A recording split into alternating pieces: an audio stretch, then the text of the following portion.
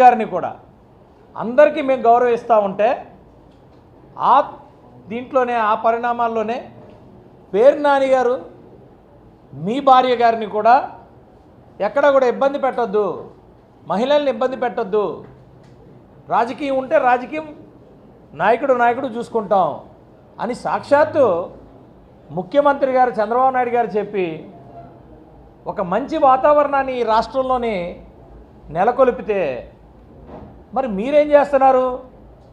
పిల్లి శాపనార్థాల్లాగా శాపనార్థాలు పెడుతున్నారు. ఆల్ ఫ్లైట్ పడిపోవాలా, ఈల్ ఫ్లైట్ అంటే ఏంటి? ఫ్లైట్ పడిపోతే మీరు మళ్ళీ ప్రభుత్వాలకు వచ్చేద్దామనా?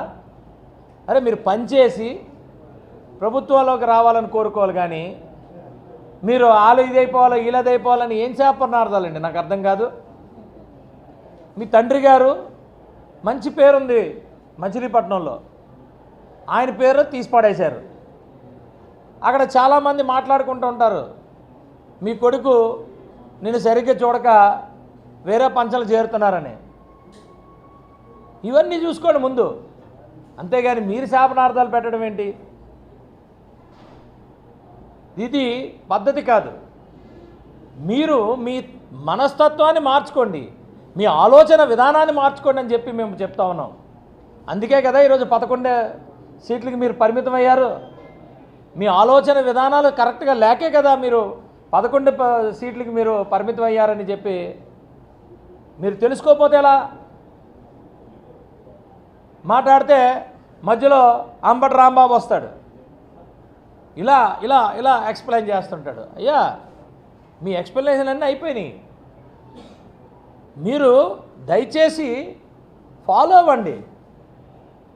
దయచేసి మాట్లాడేటప్పుడు జాగ్రత్తగా మాట్లాడండి, డిగ్నిఫైడ్గా మాట్లాడండి, డీసెన్సీతో మాట్లాడండి. అంతే తప్పితే ఎలా పడితే అలా మాట్లాడితే ఎలా? దయచేసి ఇవన్నీ మాట్లాడకండి. ఆలుగు కూలిపోయేలా, వీళ్ళు కూలిపోవాలా, ఈ ఫ్లైట్ కూలిపోవాలా, ఆ హెలికాప్టర్ కూలిపోవాలా, ఇదేంటి? ఇదేం శాపనార్థాలు? ఇదేం శాపనార్థాలు? నాకు అర్థం కాదు. నిన్న రాజకీయ నాయకుడు అంటారా? ఒక మంత్రి చేశారు మీరు, మంత్రి చేసి కనీసం ఏదో ఏంటి ఈ శాపనార్థాలు? నాకు అర్థం కావట్లా. ఒక డిగ్నిటీ ఉండాలి కదా. ఎలాంటి వాళ్ళు మిమ్మల్ని మంత్రులు చేశారు? మిమ్మల్నే కాదు, ఒక శాసనసభ్యుడు చేశాడంటే ఆ శాసనసభ్యుడికి ఒక విలువ, ఒక పద్ధతి ఉండాలా? సరే, ఆరోపణలు అనేది ప్రతి ఒక్కరి మీదకు వస్తూ ఉంటాయి, దాన్ని ఎదుర్కొనే పరిస్థితులు అందరూ చేస్తుంటారు. కానీ మీరేంటండి డైరెక్ట్గా 5 సంవత్సరాలు కూడా ఇష్టానుసారంగా మాట్లాడుతూ కూర్చున్నారు, ఇప్పుడు కూడా అలాగే మాట్లాడుతున్నారు. అంటే మీరు ఏం నేర్చుకున్నారు? 2024 ఎన్నికల